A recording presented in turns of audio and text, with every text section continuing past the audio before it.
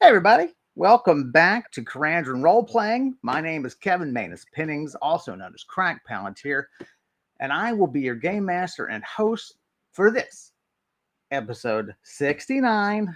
Go ahead, get all the jokes out of your system because we have some to make ourselves. Oh my gosh. But this is Brise's tale, and as always, my good buddy Max is here to play Brise. Brise, say hello to the lovely people. Hello, everybody. I like how Kevin didn't mention to me that that's the episode number until we're already streaming, because I can't do anything about it now. I'm forced. That's right. We hold captive here. And I hope you're having a great night. I'm ready for some Karandrin goodness. Karandrin goodness. Yes, we certainly have, and I think diving right into a very interesting part of our story.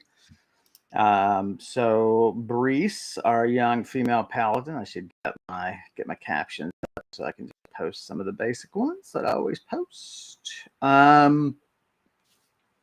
Brise had heard tale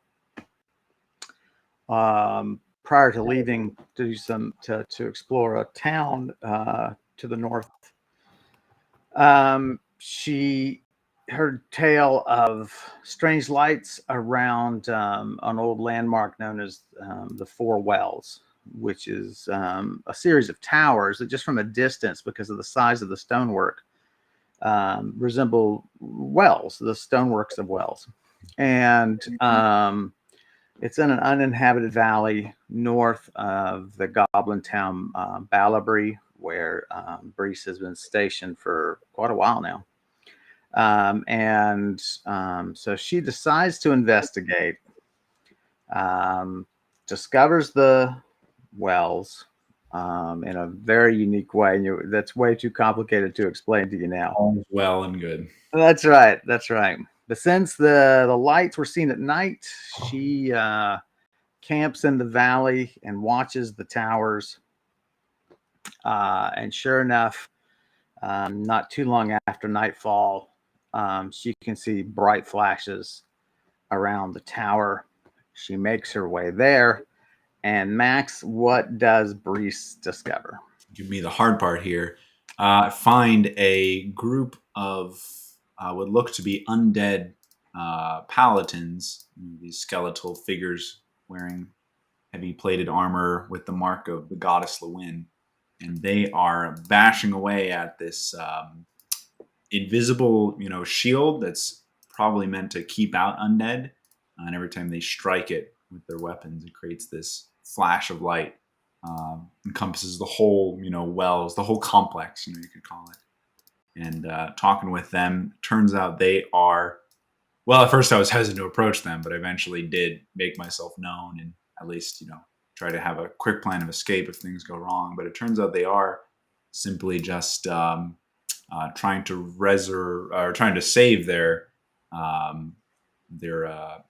friends, acquaintances, accomplices, and colleagues, yeah, in the three other wells who are there at the top, forced to stir these vats of blood in these rowboats. Well, they're not mere vats of blood, we don't think. They are extremely large. Each tower itself is a right, and I probably should have covered that on my part. There's one tower that is as one would expect. That is, it has residential function. It has storage function. It is a tower to be lived in.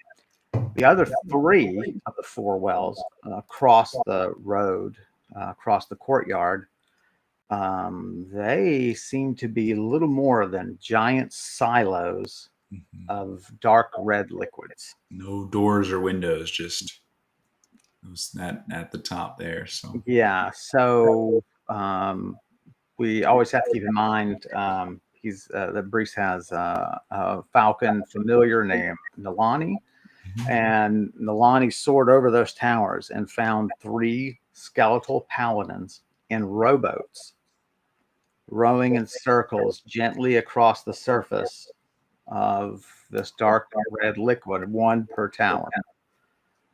And as best we can tell, they're stirring it. Maybe there's a chain that descends from the boats down into the liquid, and therefore they would churn all the way down to the length of the chain. Right. But why that's necessary, what any of this is for, we don't know. Now, what A have literal bloodbath. it's a it's a literal I don't know why it took me 3 weeks to think of that joke. Necromancers just love their blood. Karen lately has been knocking them out of the park, like coming up with jokes for like, oh my gosh, why have we not thought of that joke like years ago, right? And she's been killing it. Please post your jokes and get awarded 100 Karandrin points. That's now, if you right. don't like it, we'll deduct 1,000 Karandrin points. That's right. It's a risk. It's a risk. You're I guess it's not really worth the risk. 10 good jokes versus one bad. So you decided to approach the 5 paladins that are striking the shield. So it so turns give out us they a were rundown. Give us a rundown of the conversation. right. So found out that they were part of an order of 10 to seek out a necromancer Voshad, who was reportedly helping an elven house to overthrow the elven king, the house of Denevar. And Voshad was, this I wasn't sure about, the place was discovered, Voshad was slain. However, 3 of their members, well, all of them, had this poison they inhaled used by Voshad, this golden mist. And that caused them to wither away slowly. And 3 of them were apparently resurrected somehow by Voshad's arts, or maybe their followers.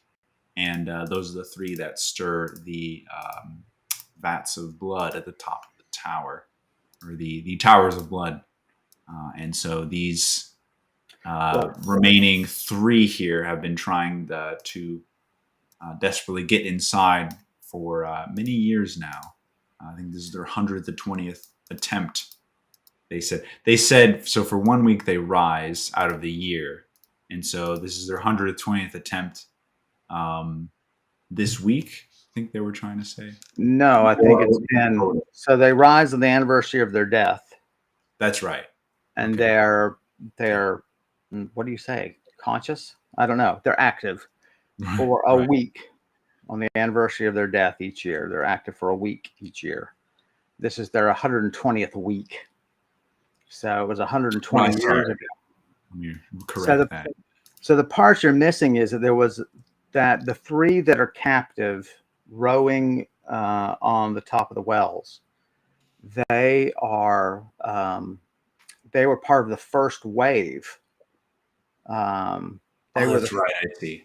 Right. So there were several waves sent out trying to find Voshad at all. Now that they knew that she was up to something, they sent out multiple groups. This group discovered it. They sent back a messenger before they attacked. They attacked and they were all defeated. And 3 of them were then risen from the grave and enslaved by Voshad to row these enormous I mean, gosh, even if the damn blood only extends down 10 feet, it's still a lot of blood. But these towers are 60 feet. And 60 or 70, I forget now. And that's a lot of blood. A lot of blood. So, right. And then the second wave is when they actually did conquer Voshad, but then they were poisoned by right. And, they did not know that they were already in the process of dying, but they slew the remaining men. They destroyed as much of her equipment and so on. I forgot. I'm sorry. Go ahead. Well, I was going to say it's funny that this place is then only 120 years old, like since it's been inhabited. That's actually not too long compared to some of the other places I've explored. Sure. Yeah. Sure. And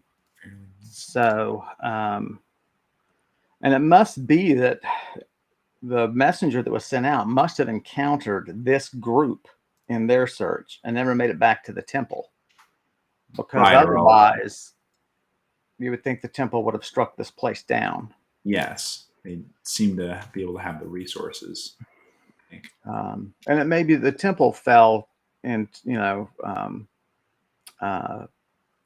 was basically disassembled because of administrative reasons and things like that. Like essentially it was gutted of resources. Um, and if it didn't have a good relationship to the church as a whole, then the word of its administrators and priests would not hold any weight, and it could just be petty power feuds that has left this place of evil standing.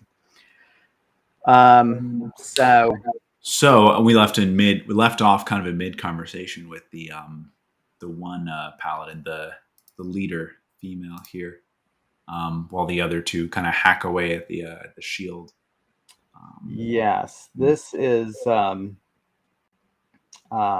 say it was female? I think so. There's a female archer. Feminine as undead can be. I maybe I got them wrong. I remember there was like one female and two men. Right. There's a large male elf that looks like. Mm-hmm. There's a medium male elf, and that's the leader you're speaking to. Oh, okay. My bad. All right. And then the female paladin, she's the one with she pulled the bow on you. She drew on you. Right. Okay. So he introduces him. I know you've already talked some, but he apologizes, introduces himself as Grun, Grunn, and nods to the female who is hammering away. Her name is Hinyer, Hinyer. And then the large one of their group is Brodayle, Brodayle. Run Hinyer and Brodayle. That sounds like a full name itself. Run Hinyer and Brodayle. Okay. Well, he gestures up to the hills and says, "There are two others of ours. Okay. They are exploring the slopes, trying to find a way, some gap possibly that has occurred over the years, perhaps because of erosion, although such spells usually can compensate for that. But any weakness, any way that we can find to get in and free our comrades." Okay.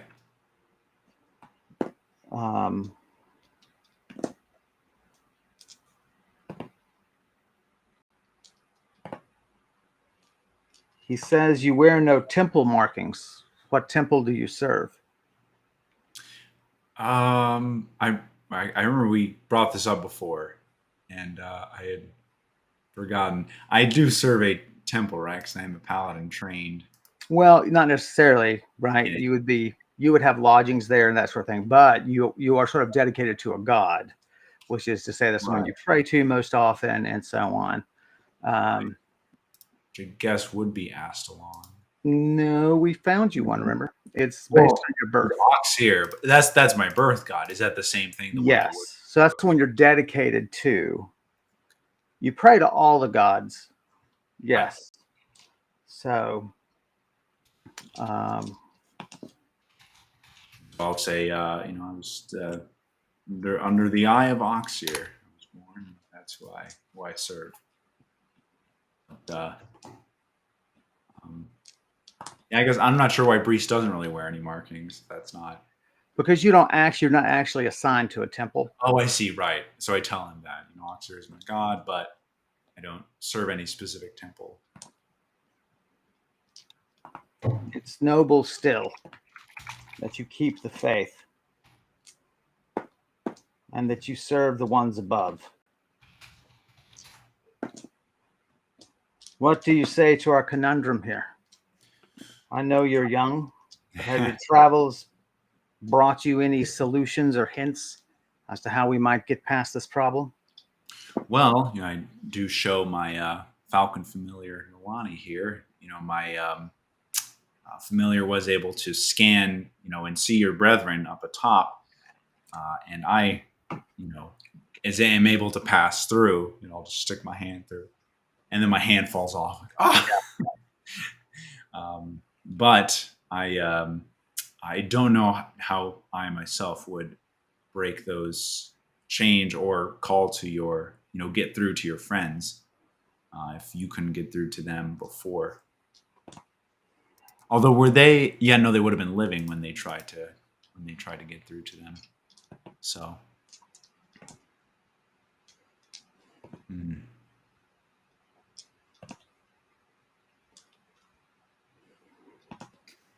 Through my spells.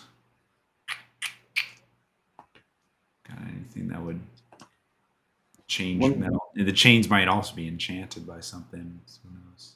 When we explored what little time we had before we succumbed to the poison, we explored the grounds after our victory. We did not find a way up to the top of the tower. Mm. If you could reach the top, then perhaps the best thing to be done is to slay our companions.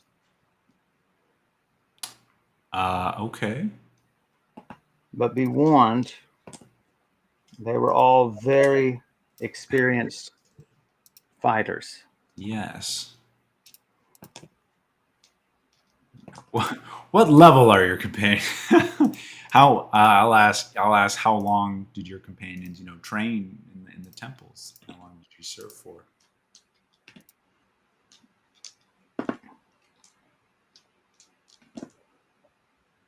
The greatest of them had served 11 years. Okay. But it is possible that they may not fight. Right. Yeah. I will tell him up front. I don't think I would fare too well in a fight against someone as skilled as your companions. But I can certainly try to at least persuade them or get through to them. If the curse allows that. We also have a dispel curse. I guess it would be a powerful curse, but no, we don't have this. I have detect curse. Oh, You'll be able to detect it then. yeah. There you go. It's a curse. Gotcha. Yeah. No shit. Okay. It is of importance that we figure out how to dispose of the blood. True. But that's a much more complex problem. Right. Any necromancer who comes across this, some may have already tried, they would. Well, I'm thinking more along the lines that even if we were to gain entry to the tower and say destroy one of the foundation stones at the base of the tower, how tainted and accursed is that blood? Oh, right. Wash over the valley, yeah. That is hardly a fitting solution. The other possibility, though I'm loath to suggest it, is we never discovered any sort of mechanism by which the blood could be transported from the towers. That would make sense to be underground, to allow the towers to drain. So possibly we could drain it underground and just keep it underground. Yeah. We were searching for such a location again when we succumbed. So those are the tasks before us. Right.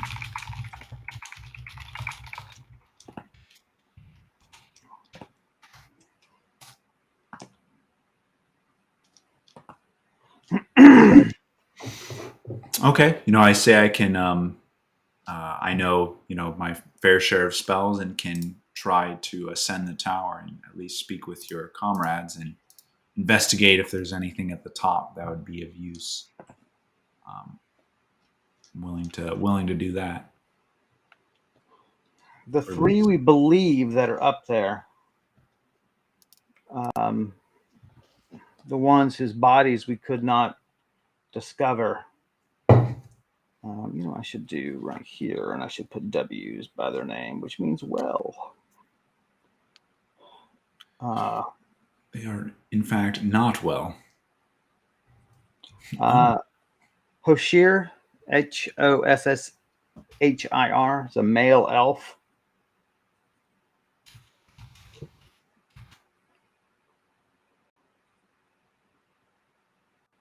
Baldana, Boldana,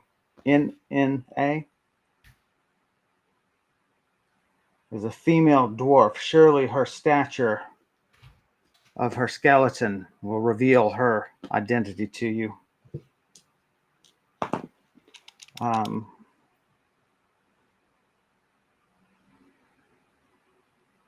the other is one of your kind, a male human named Axiakel, Axiakel.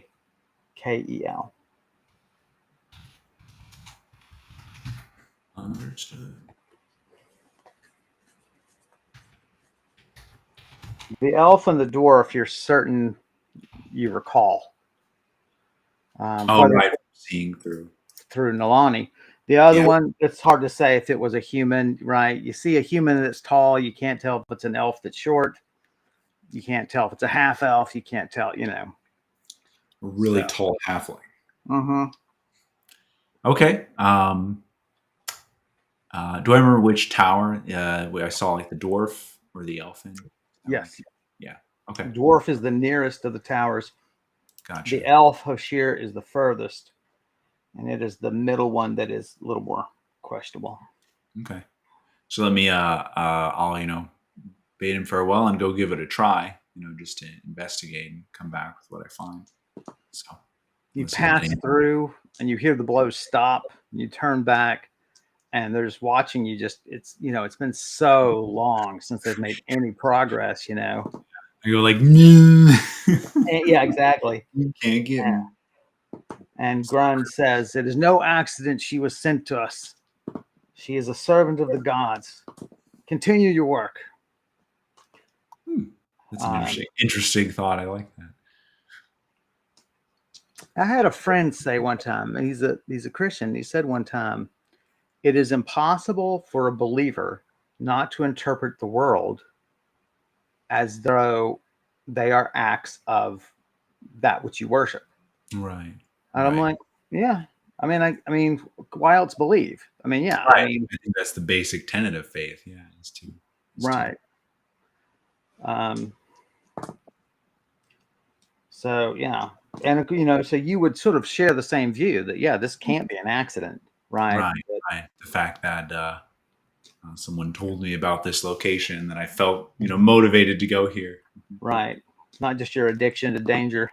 Not just that all of Karandrin adventurers aren't. Mostly the addiction. You're adrenaline junkies. That's exactly. Okay. So yeah, we'll walk toward the tower here, and then I'll do a remember the winds.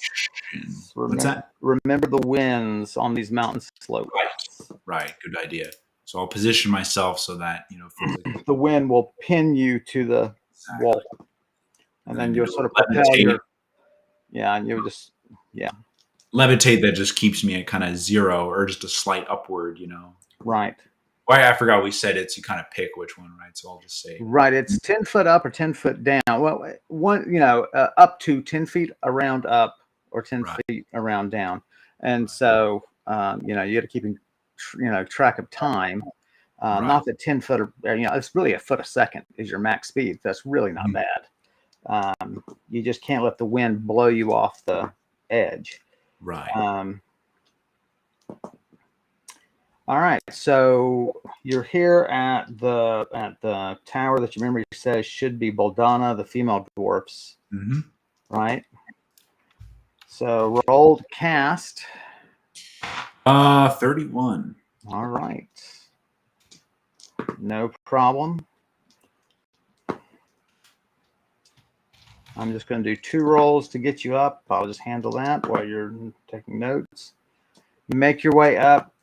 The winds remain sort of steady where you can kind of predict what they do. No sudden gusts. You make it to the top, and now that there's reason to notice there is a ledge that goes all the way around. That is, a narrow pathway to walk all around the edge. And there is, oh, you know what? It's night. You need a light. Well, I would just grab Nalkarth. Grab my bag. Right. You're going to have it in your hand as you go up? No.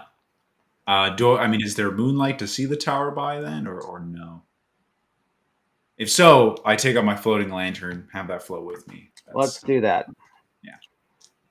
So you go to the top carefully. Like I said, wasn't too tricky.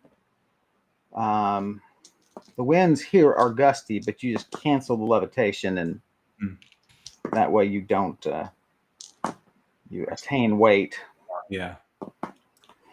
The dwarf is just passing you, rowing steadily, but because they're rowing, they're looking at you.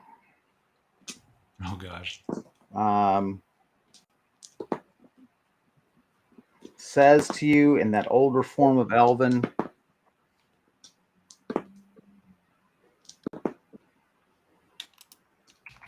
I mix for my master.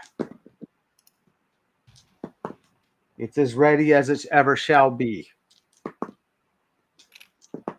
Go and tell him and trouble me with nothing else. I tell them, I say, Boldana, your master is dead, and your old friends beckon you. You can stop your work now.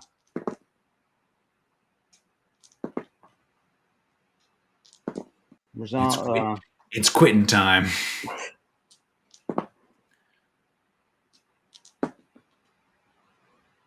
I'm heartened to hear that my friends have come for me at long last. Many, many years ago, I thought I heard battle down below. But when no one came, I despaired more than I have ever despaired, even after being enslaved. But alas, her death does not seem to release me. Oh, yeah. Perhaps some remnant of my own sins keep me here. And she just keeps rowing. Oh, man. Would Brise happen to know anything to do with this magic? Like if the necromancer, is there some kind of curse that is somewhere keeping him? I mean, look, you roll an open-ended roll, then yes. I don't think you're gonna even have an inkling of. Well, because it's not a knowledge you would pursue. In fact, No. it's a knowledge you would carefully avoid. Yeah. Is it possible you read something somewhere? That's possible. Is it possible you overheard something somewhere? That's possible. So roll, but it's basically going to have to be open-ended to give you a shot. Any idea of how these people are kept here? 73. No. Certainly you've read about necromancers, about the unholy things they do. With a 73, you've probably heard that there is necromantic arts that are endorsed. Specifically, they are to undo the work of others. Right. Or to release those who are trapped by their own anger and things like this, like you did with the little girl. Right. Keep in mind your miracle roll. Oh, wow. You're right. That would be actually perfect for a situation like this. To remind everybody, a miracle roll was a little silly idea that I threw into role-playing ages ago. Basically, you can ask me any question or, make a wish, basically. If you roll a double O, you roll a double odd, then it has to come true. I have to approve the question. I can't have you stringing ands on there and all that kind of nonsense. So the miracle roll you get once per session, not once per game day, not once per anything else, once per session. So, right. Well, I know Boldana already told me that they think their sins are what keep them here. But what if, as a miracle, they actually did know of part of the reason they were there and could tell me about it. But she would have brought that up already, right? That would have come out natural. Right. So you could just do something like, well, if I strike the blood with my weapon, if I strike the chain with my weapon, it releases. Oh, yeah. You know, something like that, where you find some sort of appropriate symbolic solution, and and a double odd is no, that was it. That's what you need to do. Yeah. Well,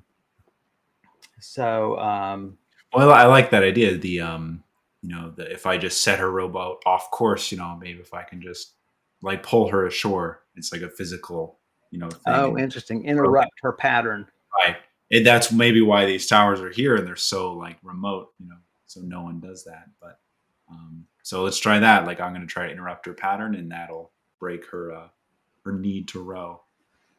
Okay. So use your spear, say, and as she comes by, you just try to, jam it into the thing and just stop her forward motion. Right. Exactly. Okay. Stop rowing, goddammit. So yeah, she comes around, you turn and face her as she comes. You take out your spear. She says, "Good, right. It is well that you slay me." Well, I'm going to try something else first. And you're like, "I will." You hit the boat. She's like, "You are a terrible shot. You are genuinely terrible at this. I don't know. Why don't you let your bird have a try? Because you suck." All right, so roll miracle roll here to see if that taking the boat off course. 40. Ooh. The dog is having a bad dream in the other room. It's scaring me a bit. That's hilarious. But yeah, whimpering at my bad roll here. That's what. Save these poor paladins. Also, I explained to her I tried, setting it off course, but that didn't. That helped.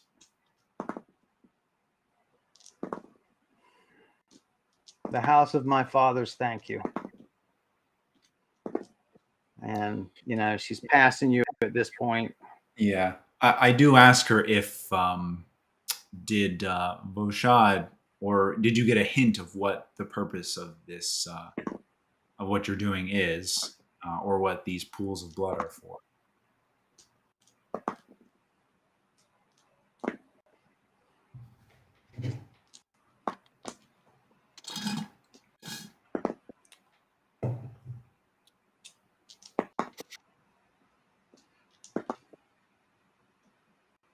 Only that they will be drained at the time of her greatest creation.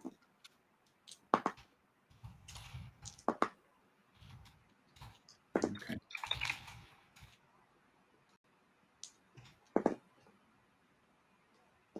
Roll for me. Now I roll 100. Wow. What is? Roll again and add it. +4. All right, roll again. 60. So certainly, the word drained has been used again. We'll suggest it's going to be some plug at the bottom, some sort of system of plumbing. It may not be underground. It occurs to you. It could be. That would be certainly safest, but harder to build. It could be piping that just runs down slope to some other facility. That would accomplish the same thing more easily, but more exposed. Right. And so, some basic scouting could at least eliminate that possibility. Or possibly there's a portal at the bottom that opens up somewhere else. Knowing this necromancer in their facility here, I'd be surprised about that as well. Although I don't know, I guess an object should travel through portals. But the other thing is there are two chains on either side. There's a chain on either side of the boat, right? One you see can kind of angles toward the center. Hmm. The other one seems to hang fairly straight down. You're like, well, that kind of makes sense, right? The one angled would also Yeah. help the boat maintain a course, a circular course. It would Right. stir the center. The outer chain would stir the middle. That's sorry, Hmm. the edge, right? Right. But it also is possible that though they may not know it, but these rowers may be the way to unplug things. That Oh, chain may lead to a plug, interesting. and that given the right command, they would pull it or convincing them, I mean, whatever we need to do. Yeah. But it would make sense, right? That would be an elegant solution. It occurs to you. May not be Hmm. right, but it's an elegant solution. Um, oh, wow, which means you rolled 100. I'll give you even more. Hmm. If you used your hearing spell, could start the draining, you could by sound follow where the liquid is going. Now that's dangerous, Ooh. of course. Yeah. You would have started whatever process, maybe not, maybe it's the wrong order to do the wells in or whatever. Um, Yeah. so those are Well, the ideas your 100 got you. yeah. You know, in just for shits and grins here, in the following that idea, maybe the right order will cause them to do something different. I say the words. What was the password for the door again? Was it blood for the throne. I just say that blood for the throne as straight face as I can.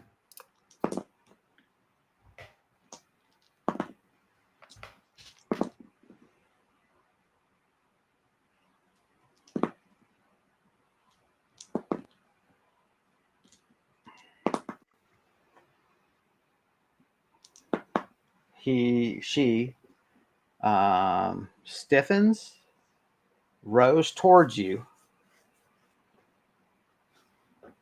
um, and gets aside you, steps onto the ledge, Mm. looks up at you because you're considerably taller,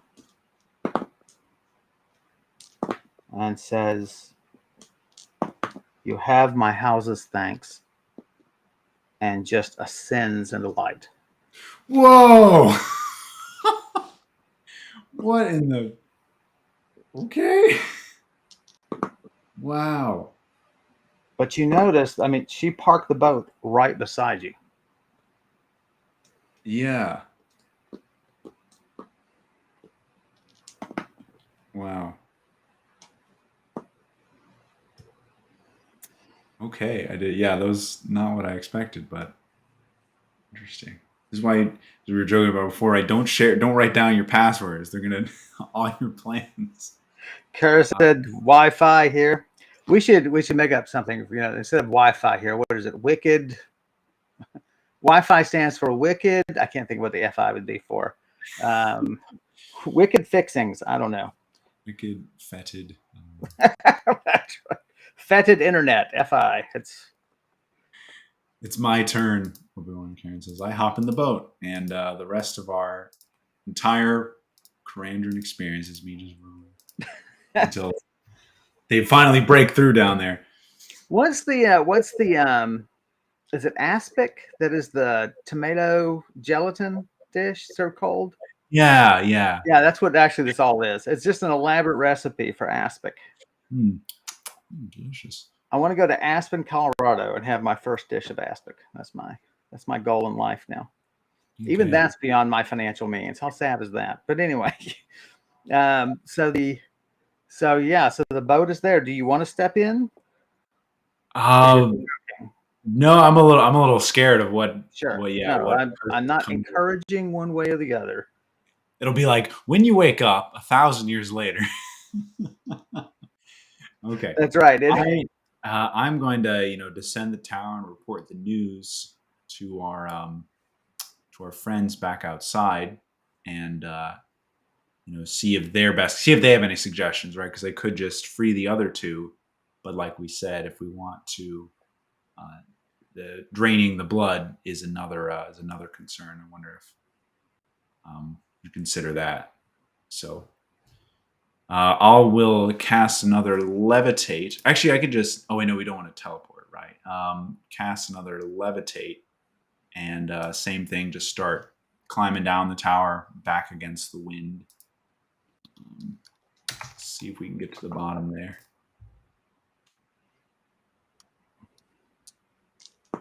So roll to cast. Okay. 96. Roll again and add it. Good rolls. Plus 70. 3 power points expended.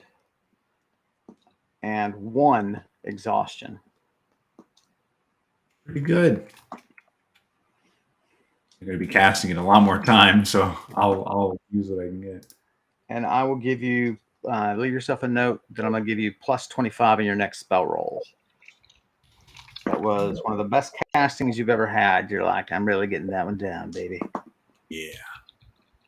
Let's wait till I fumble it on the next one. Okay. I gotta catch up with my notes here. Sure. Well, that's fine. I'll just do some slow narration for our audience. So you make it down. I just gave you 2 rolls. I just went and took care of that. The winds remain fairly well behaved. They are much gustier at the top, though.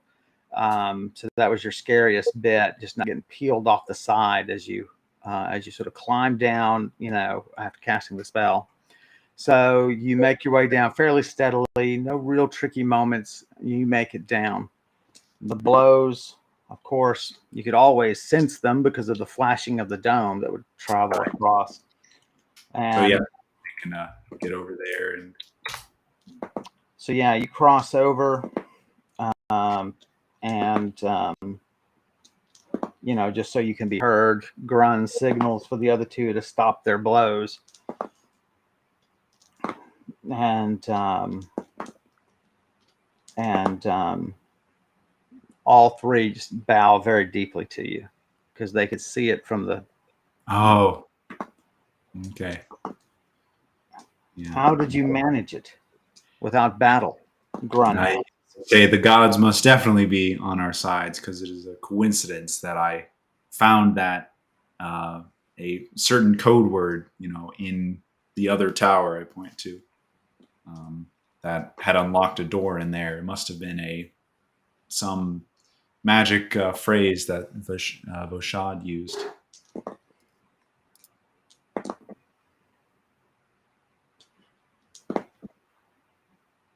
I don't want to say it now because I'm afraid what will happen if they all. Oh no! Well, don't say it. People could be listening. What was the Ixnay on the Blood for the Throne? Yeah, Michael Myers was talking about. He was talking about talking to his mom, who grew up during World War II, and during World War II they referred to the Germans as the Jerrys, and he said that we'd be out to dinner like in the 80s or 90s, right? We'd be out to dinner. And she would be talking about her wartime experiences or something. She's like, da da da da, and she's like, the Jerrys, and she would whisper, right, whenever she would reference them in that era. And he's like, do you think there are like spies around, like listening? Like, why are you keeping it so hush hush? Well, the scary thing is that there might indeed be neo-Nazi lunatics somewhere. Unfortunately, they aren't. They just leap up and be like, "Who said that?" But that's pretty cool.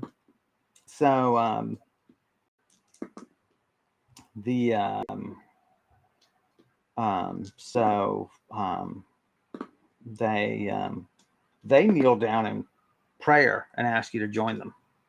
A prayer of thanks. Yeah, absolutely. And so you guys, just sort of pray silently, and on each. That's right. And each of you rise in turn, and he asked if you made any progress on the blood. Did it happen to drain away with the use of this word, or with Baldana's release? No, I did not. I tell him my idea about the chain could be related to the plug. I also tell him something I was going to try is detect shelter is a spell that can find enclosed passageways and rooms. I'm wondering if that would be able to find any underground sections if they are there. Sorry, you got to repeat that. My internet went down.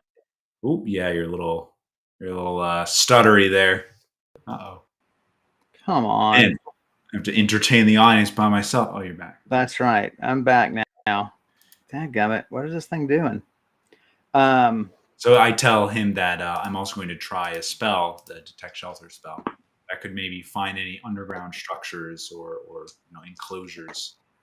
We have tried many times, and at great power. Yeah. There's no doubt that Fashad was more experienced at this matter than we were. She has hidden it. No doubt she's also hidden this place from detection. Right. Well, in that case, it's possible to try pulling on the chain to unplug it, but where that blood will go, we don't know. When there's also the drainage idea, the pipe, the pipe going down. If it's a pipe down slope, then we could use magic to enhance our hearing and try to hear where it goes, follow it that way.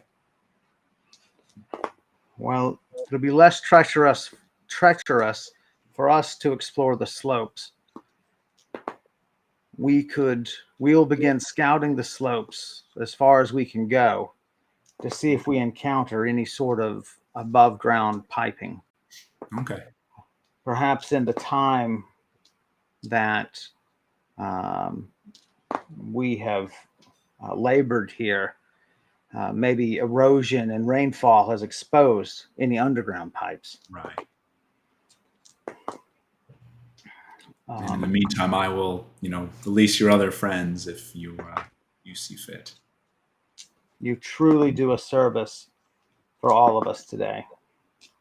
And they give you each a little bow, and he orders them two to go that way. He tells them if he sees the other two, which you catch their names if you're interested. Oh, right. I think they told me. No, they didn't tell me. Yeah, sure. So the two names, you don't know which one goes to which, but it's Kiabar and Dre. And Dr. Dre. That's it. And they, if they see them, if they see them, have them climb the slopes again and try to take a greater vantage to search. Oh, which raises the question of Nalani could also help search the slopes. Oh, true, yeah. But you might. Ooh. Uh-oh. Well, Kevin's having some internet troubles, so I'll tell some jokes. How about that? Anyone want to listen to it? He looks pretty funny now, doesn't he? Oh, there he is. Nice, frozen again. Kevin, you're killing me, man. This is driving me mad. Is your how's your connection? Is it good, or is it telling you? Well, I mean, it's fine. I think it's my physical connection coming loose, but I've done it this way like every stream, right? And it's been fine except for when usually on our break, and I move it to a chair, and then I can sometimes bump it. But here, nothing is going on, and I'm losing it. But I've adjusted it more permanently. More significantly, so hopefully it'll stop. So I apologize to our audience. We're just going to keep pressing on. You tried Gorilla Glue? Just jam it in there. I think that's my next thing I'm going to do. Make it a desktop instead of a laptop. That's right. But I think you would probably wait for Nalani to search until you're done going up and down towers. Agreed. Yeah. Yeah. So, okay. So we are gonna, repeat what we did before. Should have enough spell power left to do all that and exhaustion and everything. So go up to the tower. Go to the. Sorry, what? Number 2, is that where you're going? The middle tower? Yeah, the middle tower. Yeah, that one. So roll the cast. I'm giving you plus 25. 14. That really came in handy. That was nice. What's it? It's level 6. Is that right? Yeah. So 6 power points, 8 exhaustion. Okay. Oh man.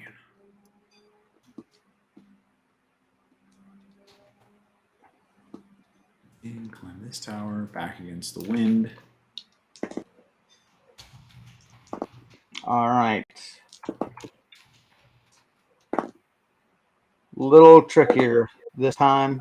Winds are still really going on the heights. Jeez. Climb up the same ledge. Okay. Certainly appears to be male human. Relatively short though, so it can't be the elf. So call out. Mm-hmm. What would you like to say? So this guy's name was Axiakel. Axiakel. Say Axiakel. Your friends have come to release you of your duties, and I speak the words, "Blood for the throne." You can move on with your afterlife.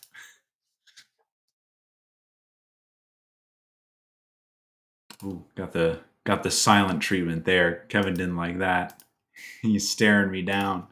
Look at those icy blue eyes. And that is not good. I think the magic word killed the stream. Maybe these skeletons are powering Restream, and by freeing them, we're slowly grinding everything to a halt. Oh. Sorry, gang. Jeez. I was just telling him I think the skeletons power Restream, and as I release them one by one, we start. That's right. Each of the panels you see on your screen represent one of the towers, and so every time we free one, you lose one of the panels. I switched ports. Okay. Yeah. So right. So I think you heard that. I repeated again. I just told him, his friends have come for him. He is, free to move on to the next life. And I say the words, "Blood for the throne." He stiffens. He rows the boat straight to you. He climbs out. He clutches you by the arms and just tilts his head and regards you for a moment.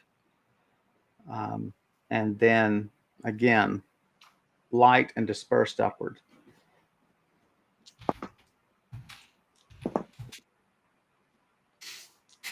And I bless you, and I bless you, and I bless That's you. right. Yeah. All right, yeah. And then one more. I don't really want to levitate across the towers because that wind's going to throw me. That wind, you have no hope. I just have to do 2 more. Well, I guess I could keep the levitate active when I go down the tower and just kind of. Yeah, you were so quick. Yeah. We can say that you sort of kneeled down and held on to the walls. Okay. Because I rolled nothing but open-ended for the winds up here. So obviously it can't be hurricane, anything that ridiculous, but it's got to be like 45-mile-an-hour winds. Yeah. I was coming off of, I may have told this story before. When I was in 7th grade or something, we took the bus home, and we got off. It was supposed to be a wind advisor and everything, and we got off the bus, and the bus went, and I took my first step toward home, and this gust hit me in the back just at the right time, and it almost knocked me down. And I was like my first real realization of this stuff can be more powerful than you give it credit for. It's dangerous. Yeah. Yeah. I remember there was a windstorm in Texas a couple of years ago, and I'm like, I just felt it like kind of coming, and I'm like, I should just go in my car. And I was in my car, and it was shaking. If I was out there on the street, I would probably be hurt. Someone would whack into me. since our time here, and this is riveting Karandrin stuff. No, but since our time here, there was a series of tornadoes, and they crossed one of the big high junctions, right, of overpasses. And because, of course, storms are concealed by the clouds that they're in, this young Latino couple couldn't see the storm, and into um, they drove into the tornado on the very top overpass. Wow, I did not know that. They drove, I mean, into its mouth, and it just picked their like it was like a little metro, little it's a one of these little beginning cars, first cars you buy for college students and that sort of thing, and it just picked them up, and it just That's got to be terrifying. Yeah, I can't even yeah, imagine. it was not terrifying for long, unfortunately. So, Yeah. but just think that, right? I remember that. Um, um, But so okay, yeah. So I'll take like I'm still the spell active and just start descending the tower. right.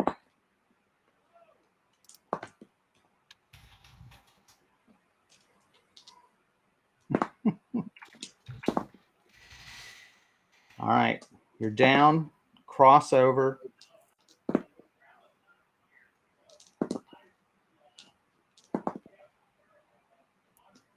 Up and up. This one deeper in seems to have some shelter from that upper wind. It's still, not something to be trifled with, but um, it's a good deal lower. Um, the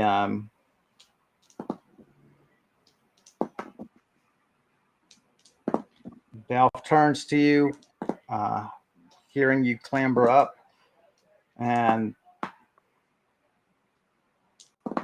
says, "The work is done. Tell your master to release us."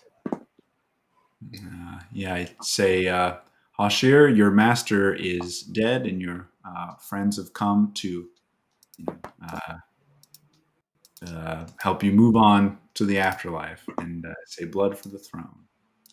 You are free.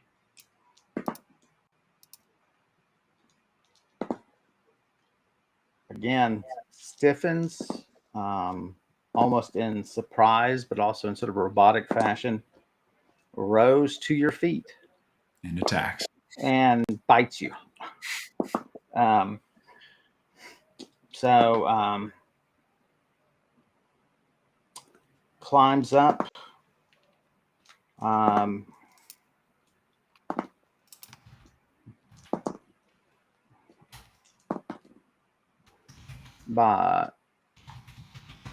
Gets down on one knee and looks up at you and says, "Well done." And then just transforms into dust and light and ascends up. You find yourself really overwhelmed as the last one is gone. Yeah, And you just like, I mean, a lot to process. Yeah. yeah. And you sort of take a knee, and you're just like, wow, Um, so I remember it's nighttime too. I'm probably a little tired, from the winded. yes, it's going to be um, so you stand up um, and something catches your eye, and there go 5 beams of light Oh, yeah. up The rest. into the night sky.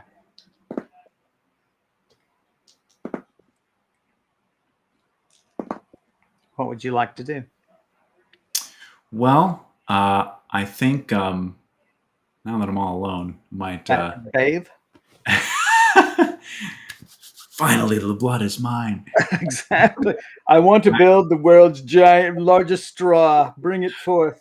So my plan is we'll come back in the morning and investigate this place again, see if we can find out anything about the piping. For now, I think I'll go back to my campsite and just process and go back, go to sleep. It's been a long day. Well, it's a perfect time for a break. That it is. Gang, we're going to stretch our legs and grab some drink. Please do the same, and please rejoin us in just a few minutes. So thanks for hanging out with us. We'll be right back. Stay tuned.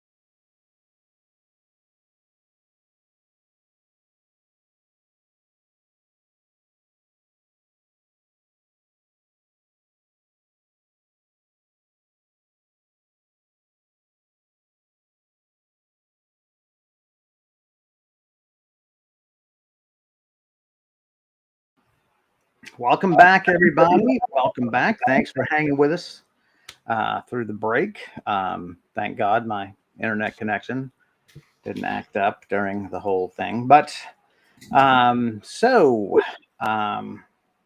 yeah, we have sort of released some undead to whatever final rest awakens them, waits them, I should say.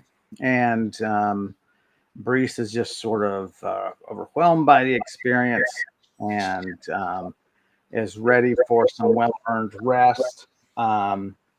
and looks to travel back to her campsite.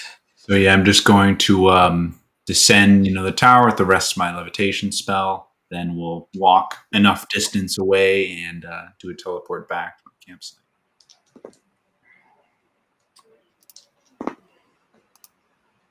So you begin heading down. Mm-hmm. First few handholds, the wind tears at you and begins sliding you off the tower. You are clutching desperately at the stones. Okay, Ox here. I get it. Want me to stay on top of this tower? That's right. Or on the bottom. Seems to be angling toward the bottom. Or all over. Once you spread evenly all over the complex. Sorry, give me a roll. Okay. 19. Oh, jeez. Away you go, dear Lord. Woo! Oh. Talking about windstorms and tornadoes, and oh my gosh. Carry away. This is not good for my fear of heights. It is angling you, dear Lord, exactly toward the residential tower, the administrative tower.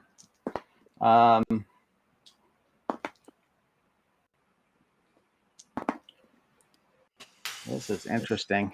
Could I have enough time to react to start dropping? Well, I guess if I drop myself at 10 feet around, that's going to hurt when I hit the ground, right? Well, you are dropping still. I mean, I think you would want to drop, right? So right. But not too fast, but if I can. Well, I mean, even at 10 foot around, I mean, the speed of the winds is going to get you there just in one round. So let's roll for orientation. You're right. We had to roll to see if you're sort of in command of yourself. That's a 9. And so I think the answer is 9. I think the answer is 9. I got you. I almost didn't get that one. So I think we're going to have to give you a fall attack. Wait, it's winter, though. That's so stupid. That's so stupid. I apologize. Winter does twice as much damage. Oh, man. And it's cold damage. It's not really a fall because it wouldn't have the acceleration of a fall. Well, yeah, so I'm falling at a constant. You mean hitting the tower or falling? Yes. Yeah. I don't know what. All right. I think we're going to just make it. Yeah. They call them in Rollmaster. They call them. It's funny. Ram, butt, bash, knockdown, slug attack. Wow. That's good that they have a category. Again, like they don't really have as detailed as a lot of other games. So you're wearing. Obi-Wan is only talking in single words tonight. I'm not sure why. Divorce, gross. Yes. You must have done something in your marriage to her. You're wearing a leather jerkin, is that right? Yeah, I'm wearing my leather vest, patching vest. Yeah, it's a jerkin. So it's AT5 if you want to make that note. That's capital A, capital T5, armor type 5. Okay. And that'll just help me. I'm going to erase that because that is no longer true. All righty. Gosh, what bonus to give it? I don't even know. I mean, something enormously high would make sense. What? Just be ridiculous to it. I mean, just something suicidal, really. Oh my gosh. I don't. The stone, like in a cartoon, like forms into a fist and like punches me. This is so weird. I don't know what to say about this. All right. Think fast, because Brise is hurtling towards it. Yeah, Kevin. Let's just wait. Oh, wait, wrong chart. Oh man. Just a solid blow. Kind of winded, 7 damage. Ow. Strike against your shoulder. The wind's going to try to tear you off of here. You've only dropped 10 feet. Roll for orientation, and then if you roll high enough, you'll get a chance to grab on. I'm sorry, what was it? 70. Okay. All right. I'm going to give you action with penalty. I think is what I'm going to do. Roll to try to hang on. 3. Roll again and subtract it. Could we play Flight of the Bumblebee on our Fall of the Bumblebee. 68. Okay. 69. Wow, I know, right? We haven't done any. Man, Okay, here's our 69 joke. Is that it looks like you're getting the blowjob. Huh? There we go. That's pretty good. All right. Torn off. What's of my this. safe word? This needs to stop. Jeez, this is really. Oh. The next is you still maintain your concentration somehow of going 10 feet down. You see just branches coming at you. You drop down below them. There is you're just basically going underneath some trees and growth on the slope beyond the tower, headed toward moss-covered rock with some brush.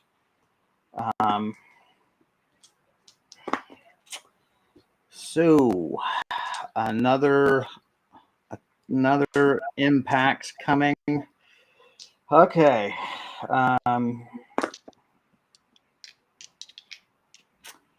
Well, that's gonna hurt. That's gonna hurt. Do you have what's your helm greave situation? I have it written here. Arm greaves, yes. I do have my helm. Helm plate. Do have my coif, and I do have my. I don't think I have my greaves of empty hands. I've got you with leather +5 leather greaves right now.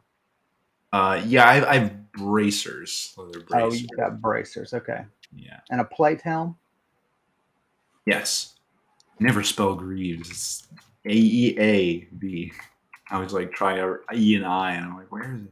But no, my greaves were gone. I'm wearing my bracers instead. So okay. Oh, man. All right. Slam into the cliff face. Well,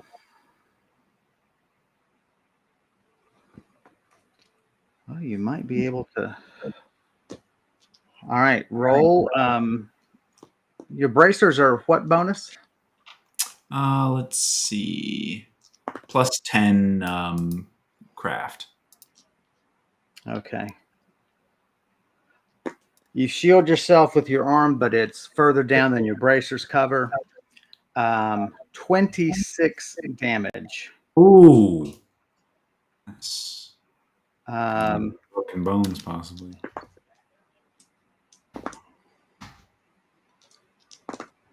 Roll orientation.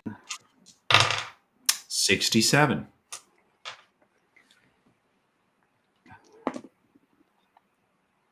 So you sort of gather your wits. Oh man, your lantern. Oh yeah, I would have had that with. Yeah, I would assume that because you had to have both hands climbing. I assume it was just sort of hanging at your belt. Yeah. I wouldn't make it float unnecessarily. We can say it had. No, you couldn't have it float in these winds. You wouldn't even have considered that. Yeah, exactly. Good point. So yeah, I would say hook to your belt.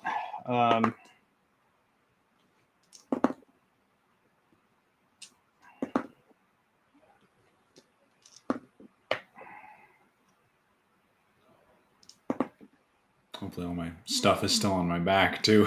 Yeah. I'm rolling for that kind of stuff. You are suspended. There's a light coming from below you. And it's a little warm. You assume that's the light of your lantern and the actual flame that's burning in there. Yes. You are being suspended in some very springy, smaller trees that sort of, how they sort of sprout off of cliff faces and things like that. And more, what is the word? It's not arid. What's the opposite of arid? You don't say precipitous. I don't know. But in more verdant areas. How about that? You are being suspended. You can't tell how far off the ground you are, because you're on your back after hitting the thing. You're at -10 for all actions. Your forearm is killing you.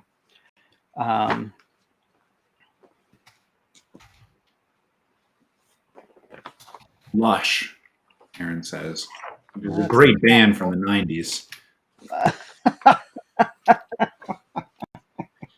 See, I can make old people jokes too. Hey. No, you're not smart enough. That's right. Bring it. I'll hit you with another damn cliff. Cliffs come out on all sides. Ah! My brother was a game master too. Well, both my brothers were. My older brother, though, he and I played a lot. And his game was very matched, very high fantasy and so on. And so I was tracking down, like I detected undead. And I was like, there's a big signal and so on. I was exploring this farmhouse. And that's when the barn stood up. And it was where the farmer's child had fallen from the hayloft and died, and their spirit just inhabited the barn. The barn just stood up and just freaking hit me. It was really cool, though. It was more sort of emotional and a personal story, than he tended to do. He tended to do pure sort of big tactics, and big, very cinematic stuff, but not very sort of emotional at all. And that was sort of an exception. That was a lot of fun. That thing was hard to kill. So yeah, buddy. How high up I am.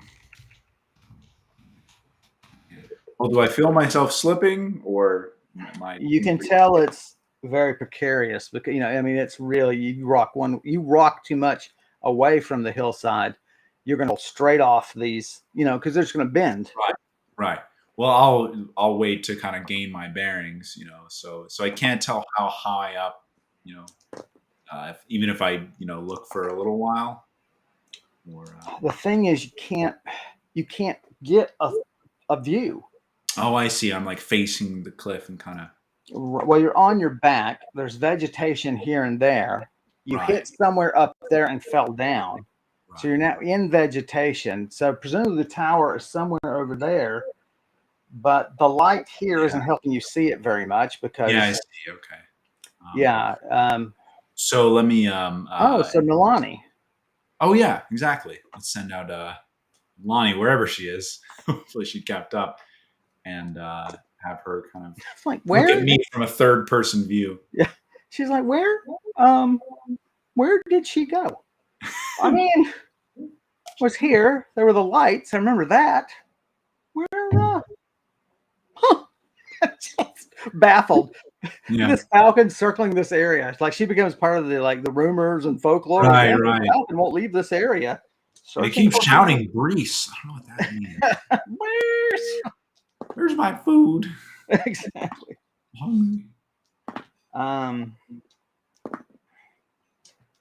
So Brise finds you and circles around you. Sorry. Brise finds herself. Does. It's a very emotional, personal journey, this episode of Karandrin.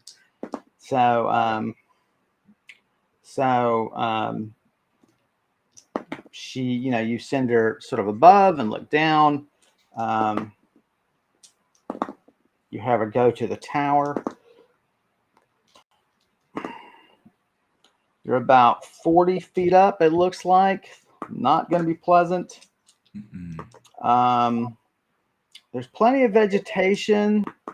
I mean, but So is my levitate still active? Could I control it, so I can just try to climb down? How long does it last? Is it 10? Good question. So remember, it was the second tower I started climbing. Right. And it is 1 minute plus 1 minute a level. So it would be 11 minutes. 11 minutes. So your sense of it is you do have about half of it left. Okay. So, I'll just kind of command it to leave me floating, and I'll extricate myself from these branches and try to start climbing down. Hey, maybe we should have awarded for every like bad suggestion you get, right, we award 69 Karandrin points. Maybe that's what we should do. I think so. Yeah. That should be it. That way our chat will blow up with tons. That's right. um, I'm sure we get a lot of viewers if that's our headline. It's like, tell Max what to do and get 69. That's right. Swarming with viewers.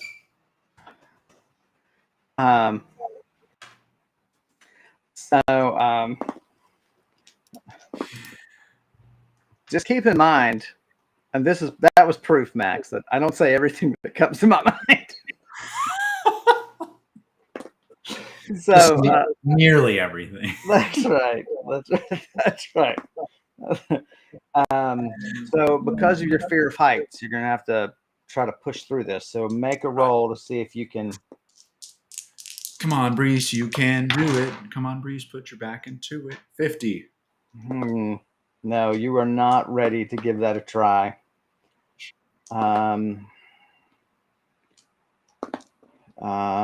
Maybe tying some rope off somewhere would give you some comfort. Or if I can see the ground, I could try to teleport. I think I'm probably far enough from the tower. Right? No, you're not that far. Oh, I'm not? Okay. No, you're really not. I mean, you're well within. I mean, you're easy bow shot. 100 feet, 150 feet. So then, yeah, we'll, if I can maneuver some rope from my pack and tie it around my waist and then tie it around a stable-looking branch, then maybe I'll feel better about climbing down. So you reach up to some other growth. Looks sturdy. The young trees, the young saplings growing, arcing off the cliff wall. Mm-hmm. They seem not trying to roll you one way or the other. All right. You tie a knot you feel is fairly secure. I'm going to use my superior rope too. Okay.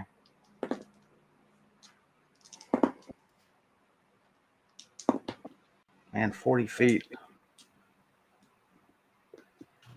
So, trying to think because I'm afraid of heights. I'm trying to think how I would react to that. I'm like, not be a happy camper, but not. Oh, I'd love it. It'd be great. Yeah, you hike in the mountains. You're not afraid of heights. No, that is true. There's like a kind of like a fear that's there, but it's more like a thrill. Right. Sure. Until you start falling, and then you're terrified. Right. So I like rock climbing is a similar kind of feeling. Right. That's so funny is because, like I've told you, I think I would enjoy rock climbing. I enjoy the puzzle of it and the independent. It's all me, right? And I like that. I like that. What's something funny about rock climbing though is most of the walls you climb are angled like toward you. They're an underhang, right? But there's a few where they're like, okay, they'll slope it this way, and they're actually more about like tricky about actually like kind of supporting yourself leaning against the wall. Those are really scary because when you look down, you see the whole wall, and if you fall, you're gonna like bang into stuff on the way down. And so those actually are more scary. Like, and I've gone like halfway up one of them and looked down. I'm like, oh gosh, let me jump off instead of keep going. Yeah. Wow. It's an interesting. It's kind of the reverse of what you would think. Yeah. It's funny. I'm trying to work through that fear. But maybe one day. Maybe this will help me role playing like this. Right. So I tie the rope and around myself and hopefully get it firm enough. All right. You are. I probably took like a minute, right? I still got plenty of time. Yes. Yeah. Okay. So you're down to 4 minutes of levitate, which will only take you. It'll take you less than a minute to get to the bottom. Right.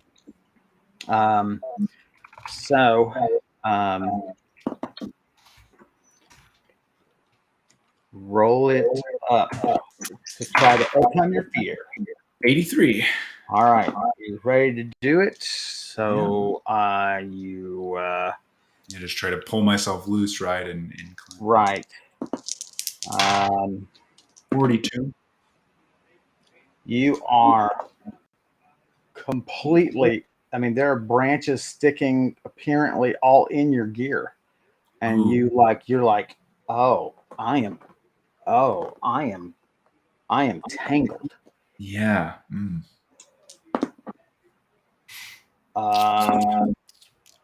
It might be time to try to cut the stuff Yeah. that's with you Yeah, I've while got holding a. on to the rope. Let me check my daggers here. I got some. I've got daggers, on the left and right side of my belt. Just grab whichever one is easiest to get Yep. and start hacking away.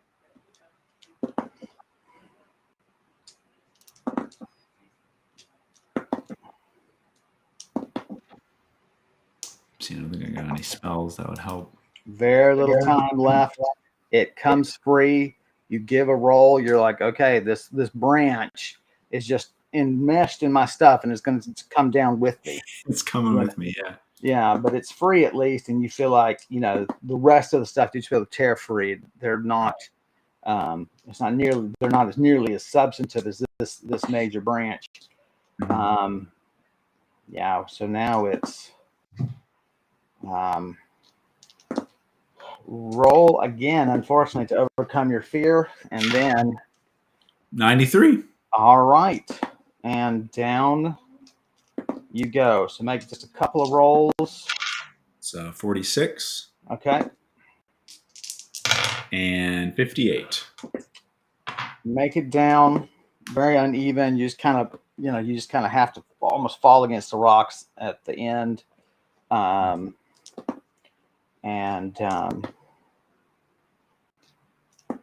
you are down. You're exhausted. Whew. Um,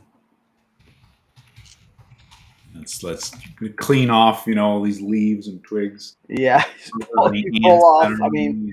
it's like a 7 foot branch that had just, as you fell, it must have been up, and it just, Yeah. you just basically skewered between you and your backpack. Right. And you check your gear, you don't find anything missing, which I was shocked at, by the way. I rolled a 3 for that. With a Right. plus 25, I was like, he's got to have lost something, but 3, and I was like, whatever I roll to subtract Yeah, from the keep my possessions organized and close. That's right. So hike down to the your teleport spot. Right, basically to where I think it was far enough away. Right. And I'll switch to put the lantern out, holding all carts, so I kind of am a little more stealthy in the woods. Yeah. Don't attract anything with my light. And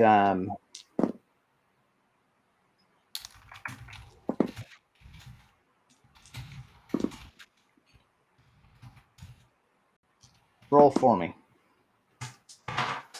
73.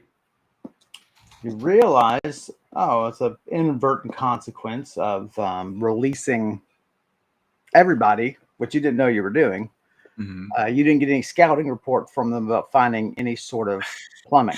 Yeah, and I feel, Max feels like a terrible person, like role playing person, because as soon as I saw the lights, I was like, damn it. Even though I'm like, it's so good for the story and I really do like it, but I'm like, oh, now how am I gonna know? Like, I wanted to talk with them. Yeah. Figure out what to do about these flies. It's like, you can't Well, get rid of that part of your. in part though, it's good, right? Because it shows that on the one hand, yes, you sort of miss a strategic advantage in some ways. There's that sort of sense to it, but also you wanted to learn more.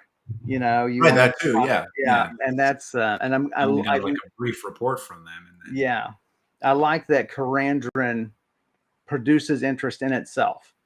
Where people want, the players want to learn more about the world and so on. it's a really similar experience to remember Agakyle, the wizard, was researching up also in the Goblin Mountains, right? Like I saw his specter and had like a 10-second conversation with him, and then he like passed on, and I was like, this guy probably knew like so much about everything. Right. Yeah. And same with Adabir. Man, I just keep killing important sources of information. Right? Or moving them on, making them unavailable. That's right. Yeah, you have to take credit for that, right? Think of it as earning Karandrin. It's just as important as earning Karandrin points. No, I'm kidding. It's more important than that. Um, But yeah. So we'll have to do some more scouting on my own, I think. so you make it down, and you realize you must have taken a wrong turn somewhere, but the going's been relatively easy. So you're like, it doesn't really matter, right? So long as I'm far enough away, and you feel like you're far enough away. Yeah. So time to teleport. Yep. Just You PowerPoints. using PowerPoints. Okay. Yeah. Roll to cast. 76. Nice. Roll to aim. 8. Okay, well, before we do that, I technically could see it, right? Said in all That's cards. true. Because I remember I rolled low for the same teleport before, and I kind of went, True. I don't remember how low, but No, it's fine. Yeah. Yeah, it's fine. Probably a ways away. Yeah. You're slightly deeper into the meadow than you wanted to be. You're like, oh, this is that other lobe of it. Right. So I'll go. Teleport. And you had found those carriages that had been pushed together and sort of made into a little home. Right. And so you travel, just walk a bit.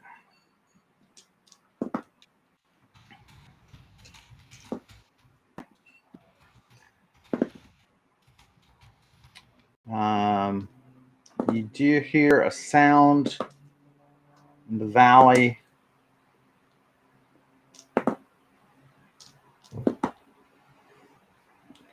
It's a low moan and the sound of wind passing through the trees. Gives you a chill, but it's very far away, and you're like, fine, stay very far away.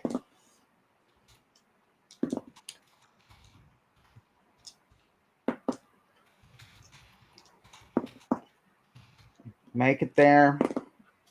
Make it to your little, these two carriages that were pushed together. And so go to sleep. And really quick, I'll do a disguise camp, which I probably should have done before I left, but I just slipped. All right. Third level spell, cast it 84. Okay, fantastic. That lasts quite a while now, doesn't it? Yeah, so 4 hours plus 4 hours a level. So almost 2 solid days. 48 hours. Oh, is it? 44 hours. 44 hours. That's what I was thinking. Yeah. So, yeah, nice. Yeah, I do this thing. Like whenever I create a spell, I go, because I want my spells to get more powerful as you get more powerful. And so I do, okay, what is it at 10th level? Well, first level, 10th level, 20th level, and I go, okay, am I happy with those 5 markers or 6 markers? And so, so that one, obviously, I wanted to be, even your first level guy can cast it for 8 hours, and that at least gives everyone mostly a night's sleep, Right. That's good. Going to. Yeah. So then we'll go to sleep and hopefully wake up alive and undisturbed. So, all right. So roll for dreams. 10. No dreams that you remember. You wake up, I should roll 1 for encounters in the night. Well,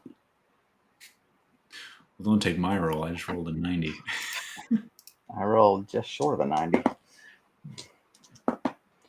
You're awakened again, multiple moans. Oh my gosh. Quiet down out there. They're still distant, but they are closer. You just trust that this guy's camp will work, and roll again for 40. So you wake up, you feel fine. It's a little later in the day, but as tired as you were, you can't be surprised at that. So now we are this is now May 16th, right? Correct. All right, let me Day.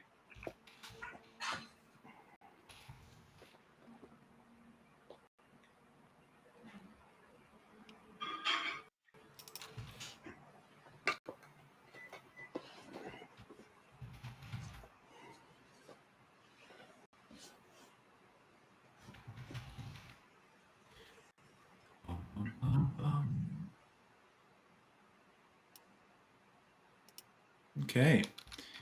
Yeah, we'll Eat, do some race meal. stretches. Yeah, eat, relax for a bit. Oh, you were a little. Oh, you were rather banged up, weren't you? Yeah, I was at 142 HP out of 185. So God, you're just a monster healer, though. Jeez. yeah, Yeah, you heal basically almost half your hit points overnight. that's Um, crazy. like most characters heal 15% Right. of their hit points overnight. Um, yeah, so you're healed up. The arm is sore. Oh, right. I almost forgot about that. Um, Bended, it's not broken or anything, right? It just feels sore. yeah, it's just a bruise. Is there any thing you need to do before returning to the towers? No, but I could just do a little scout, and I don't really do this, right? But I could just scout the perimeter, make sure nothing's changed about the campsite, right? Nothing visited overnight. Right. Or actually, I could ask Nalkarth about that, right? I probably would have was too tired to set him out. Right. Yeah, didn't think about And you probably can't. I mean, I don't know if you'd want to set him out just in the open. It's true. If Verlag or anyone else visited, Right. it might be bad news. Let me check our NPC list to see if anybody is interested in you on the 16th. Today. No. No visitors today. No visitors. Um,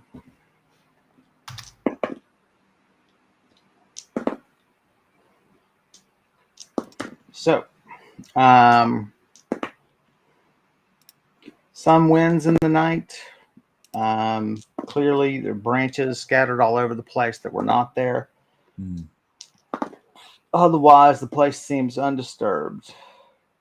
Okay. Oh, that's just the fabric. All right. What do you want to do, man?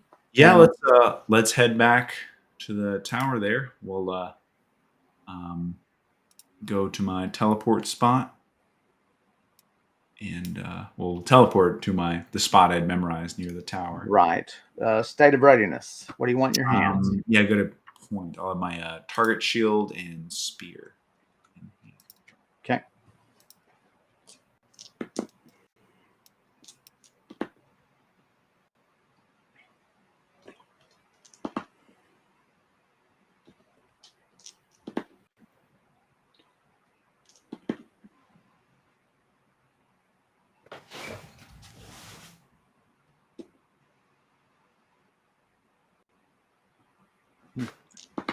Sorry, Something I was feeling.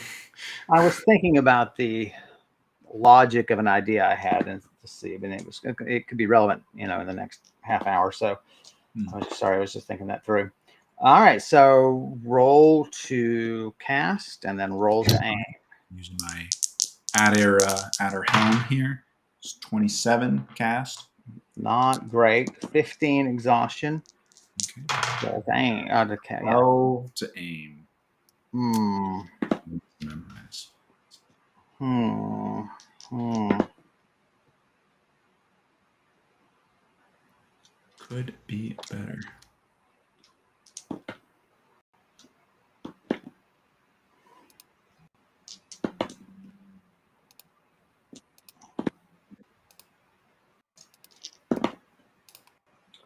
You're still just processing last night and everything that happened.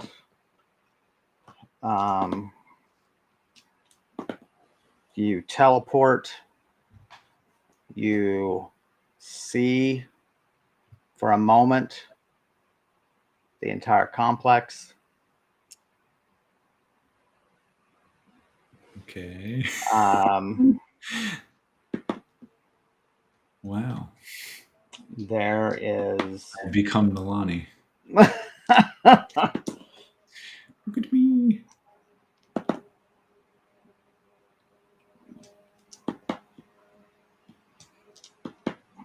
You are hurled by two dark, shadowy tendrils that emanate from the center of the courtyard and fly towards you. And Oh my gosh. you feel them pierce you in your chest on Ooh. both sides. Ooh. There's a sense that you're flying in the air for a moment. I know I rolled low for dreams, but are you sure this is I've never seen that look on your face of, oh, this is not good. I hate Kevin. I don't. You sounds like a Black Arrow situation. I don't like it. yeah.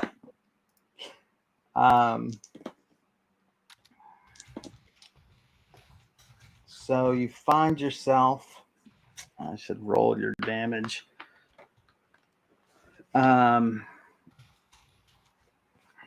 Oops. Wow. You are lucky, lucky, lucky. Good Lord. A 12 on one of the criticals. Whew.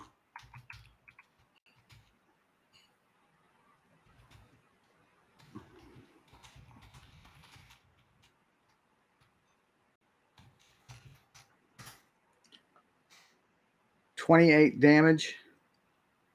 Okay. Man. 12 and a 45. You're in a lot of pain, more pain than you would expect from where the blows hit and how. Oh no. Have I lost you again? Oh no. Come back to us, Max. Max. That's a weird look on his face. What? Back.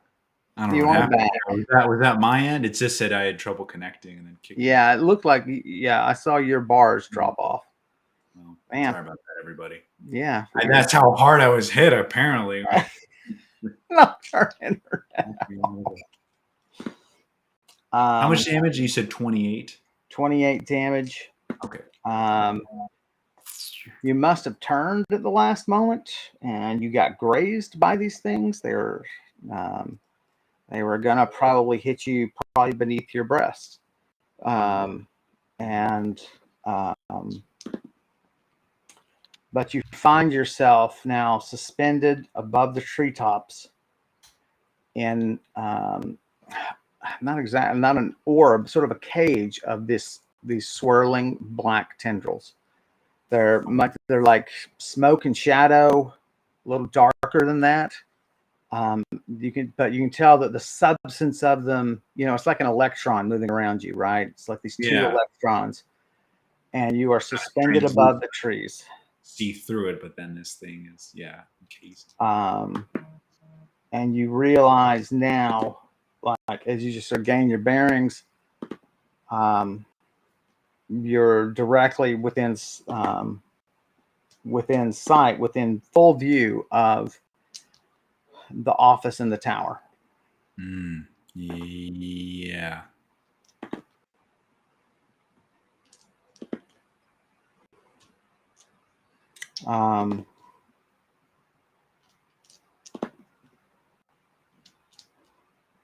You lose another 2 hit points, and you feel blood begin trickling down your side. Okay. Is that do I have like an injury there that's bleeding out? Sounds like. Yeah, you've definitely got a bleed going on. My patching vest then fix that? It does not fix it. Oh, damn. So I'm facing the courtyard. Nalani is just now approaching from where you were. You were like, wow, I'm so glad a bolt didn't just take her out. Yeah.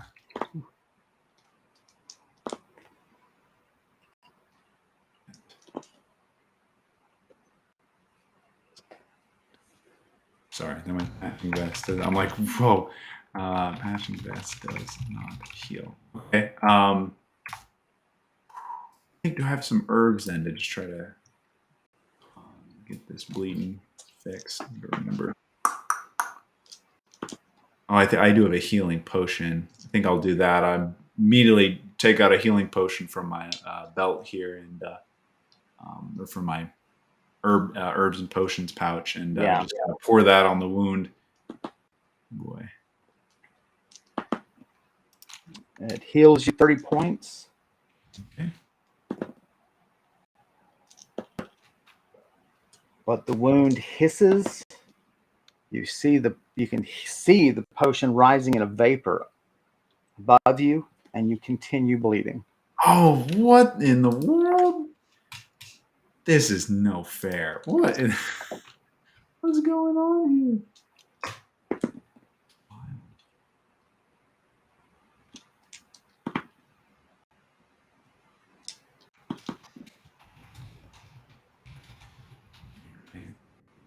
Use potion. Kalani alights on the crown of a tree below you. It's about 15 feet below you, and regards your situation with bird curiosity. Can I, just for the heck of it, see through her, see what she sees? With kind of a similar thing on the outside. Wonder if she could just. You concentrate. You cannot see through her. Oh my gosh. But clearly she's still linked. She still wants to be near you. Right.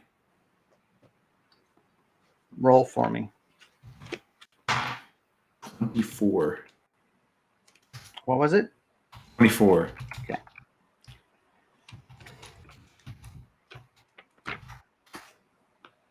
Okay. Lose another 2. Let me check my do I have any herbs? Because I would think an herb would also help. Did we ever establish? Could I like try to apply an herb to the wound, or no herbs have to be eaten, right? To really. It depends. It'll tell you on the herb. No, yeah. So these just all heal HP. That's the only description. So. Well, this Arpsisar. Oh, you're supposed to brew it, and then it helps repair muscle tissue. Yeah, not really relevant. And it would be. Yeah. It's already in a vial for you. It's already brewed and ready to go. Oh. Okay, I distinctly remember brewing this myself. Okay, maybe I'm wrong. We'll talk about it later. Yeah. Okay. Anyway, so try to kind of just push against, exert some force. Like helping on suggestion. Just boil it with my searing wound. I didn't quite get that, Obi-Wan. That's my fault. I finally had to put it together. I was like, that's pretty funny. Okay. Yeah, just exert some physical force. Does this thing yield at all? This prison? Exert some force. How? You're going to be really specific in these. Well, so I'm. Can you describe it again? So you're standing I can stand up. Okay. And so you can do that.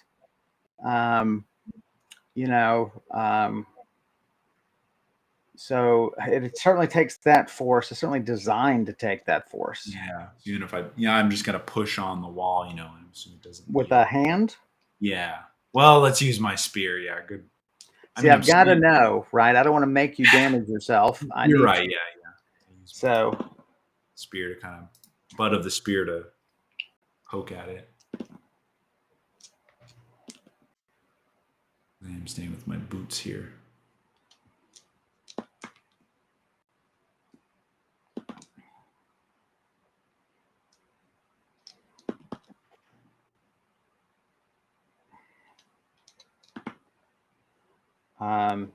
You extend and a bit of the butt is lopped off by a passing tendril. Oh, so wait. Can you describe? So I extend like it goes past prison, like wall. It happens so fast, it's hard to tell how far it even made it. As soon as it got close, you were within, like, okay, was it to the boundary? Was it an inch beyond the Right. boundary? Right. Well, let's not use my magic spear to do It that. does still retain all of its magic properties. Thank goodness. I think I got some spare daggers here. You have 2 hands. I have 9 torches. I take out a torch and just like really quickly try to stab it through. Faster than the tendril can do whatever.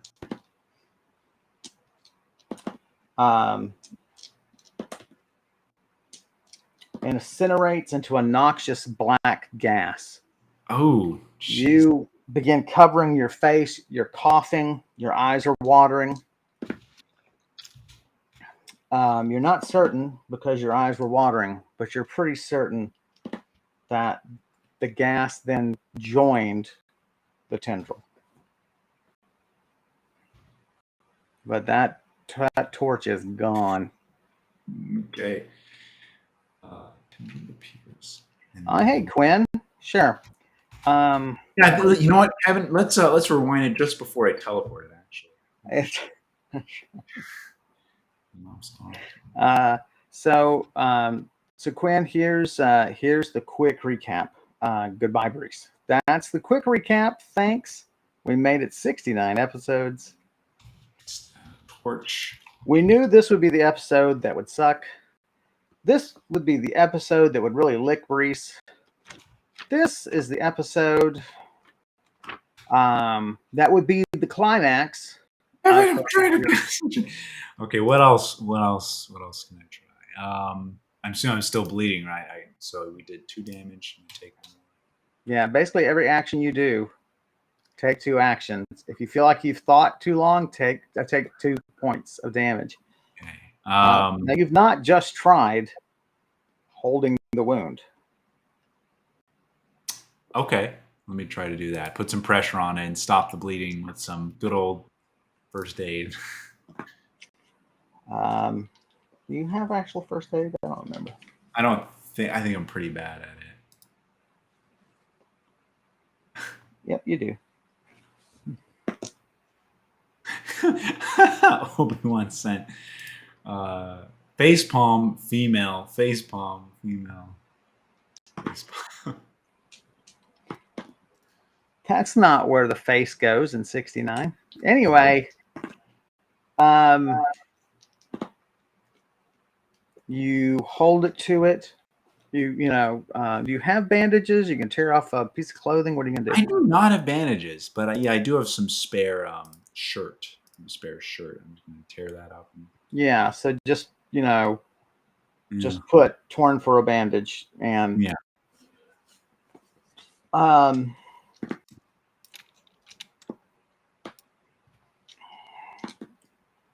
So you clasp it with the bandage.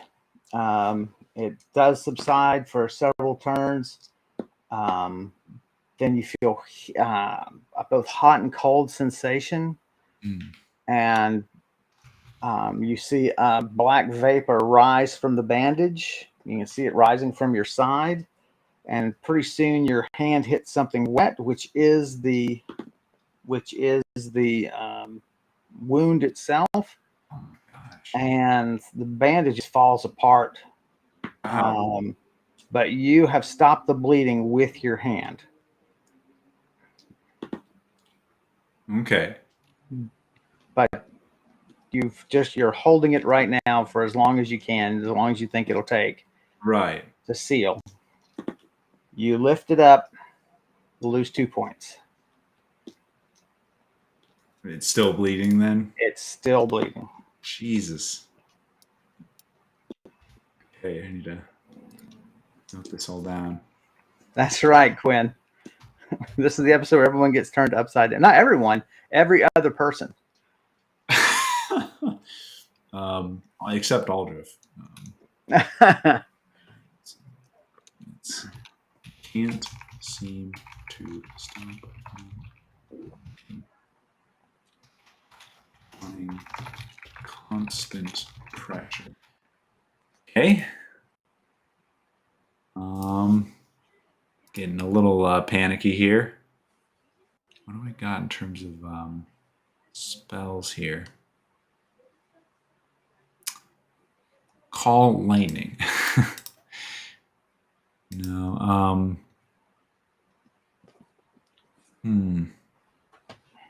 Call lightning. This will seal it. Cauterization. Meteorological. That's what we're going to do. Damn. Meteorological cauterization. We have coined a term, a role-playing term in fantasy. Meteorological. I mean, I could. I have some spells that'll boost my Champion of the Spirit plus 25 against the Unholy. I don't know if that'll help me overcome. I just don't know what this is. Can I have a roll to figure out what Brise thinks this is? You know what? I should have given you one before. Go ahead. Yeah. I mean, 16. No. Yeah. I mean, I will say that you've some necromancer magic prison which does suggest unholy. Also, right. Generally, resistance to healing suggests unholy to you. That would have been part of your paladinic training. Right. Paladinic. Paladinarian. Now, remind me again, when we talk about OBs and DBs, those are attack and defense. Right. Offense, defense. Defense against unholy might be something to try. It would be against direct attack, not against influence. So what, so what you need is something that helps resistance. Yeah. You got resist elements, and that's I mean, you've got a way, obviously, of keeping it. I mean, I assume you're going to clamping it. Yeah, I should say that right now. Yeah, while I'm thinking, I'm just going to keep. Yeah, and so it's so long as you can hold it there. Yeah.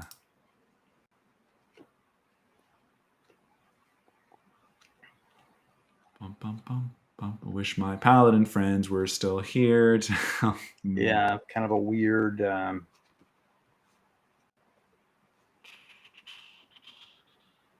Well, could down a potion of troll strength and try punching my way. That's interesting. But don't know. See, I can't even know if is this a physical barrier, right? Would any amount of strength, or is this magic too strong? Wow. I'm trying to think of excuses to give you other rolls, and yeah. I'm just looking through all my stuff here. Shape shifting potion. I don't know if that would. These are all just gambles, Yeah, sort of the same problem with the acid cloud in a small enclosed space. Go, my lord.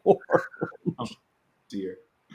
It's a facial peel. It's a beauty product. Yeah. So if you're just tuning in, we've got Brise, unfortunately, trapped in a sphere of swirling tendrils of sort of gas and shadow, suspended about 15 feet above the trees from a set of towers she was exploring. You'll see the caption down below. She inadvertently, in trying to teleport near the towers, which she generally thought was a bad idea anyway, she had a spot selected that was safe. But with teleport, you have to keep your location firmly in mind. And because the events of the previous night were so moving, her mind flashed back to a point at the last moment of her teleport, a point far too close to the towers. And the magical defenses in place have triggered, apparently, this sphere that has captured her, and she's got a bleeding wound in her side. No, I know. Well, worst case, I have this Allertag crystal. I wonder if I could. That's interesting. I don't know if that's the same kind of teleport. If that'll be canceled. Well, yes. I mean, there's a There's a possibility of that too. I'd rather avoid going to a foreign world in order to escape this situation. At least again, like while I sit here, like with my hand on the moon, I seem to be okay, right? Nothing Yes. So long as damaging me. Yeah. I mean, sometimes you've got to adjust it and so on, but it doesn't react to you. Roll for me. I have it at 69. Oh! How about spit all over the camera? And that was a great session. I think that's the magic roll for today. So it occurs to you that just like the shield around the tower that we saw our noble undead paladins hacking through was meant to protect against a specific threat, the undead. Right. Because presumably this necromancer feared some other necromancer. Right. You're beginning to glean the teleport is to generally protect against invasion by magic users. Right. Right. So a couple of things then become obvious or will become probable as you think tactically as a paladin. One is that you're probably still within, regardless of this orb, you're probably still within range of the anti-teleportation defenses. Right. Right. Even if the orb allowed it, right? Portals would probably be the same thing. Now the question is, does the crystal open a portal? Is it more like is it anything that this necromancer considered? Right, right. It also makes you wonder about casting any spell within this orb specifically. Right, right. But doing nothing means you're going to eventually be defecating, peeing, and eating in this thing for the remainder of your career. Until the Trinidas visit me in 5 days from now. That's right. Oh, okay. Still looking through my items. So I do have the Mekra's egg, which absorbs magic, but I think the point is that's supposed to like a slow siphon, right? Not to actually. Yes. Yeah. I mean, you can't imagine how much power there would be in a spell that does all of this. Yes, exactly. Even if this took off a little bit of it, would that really help you? Yeah. Man.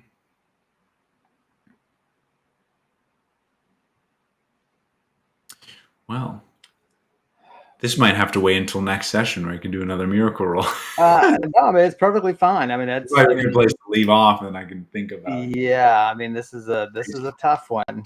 So, well, guys, thanks for joining us. It's a really fun session. I thought I really enjoyed it. We've both got some emotional stuff done, and we've got some cool just fantasy stuff done, and that's always a great fun. So, but thanks as always for hanging out with us. We really appreciate it. We are going to be back. See, I should check my text again. We'll be back on.